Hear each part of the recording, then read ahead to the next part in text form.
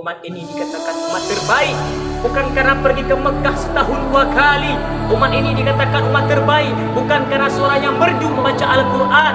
Umat ini dikatakan umat terbaik bukan karena suara lancang menyampaikan khutbah, tapi dia dikatakan terbaik. Kuntum khaira ummah, kamu umat terbaik. Ta'muruna bil ma'ruf, kalau kau sanggup mengajak orang berbuat baik, tanhauna 'anil munkar, kalau kau sanggup melarang perbuatan munkar.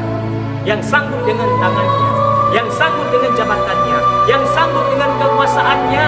Man ra'a minkum mungkaran, siapa di antara kalian yang melihat kemungkaran, falyughayyirhu biyadihi, robah dengan tangan.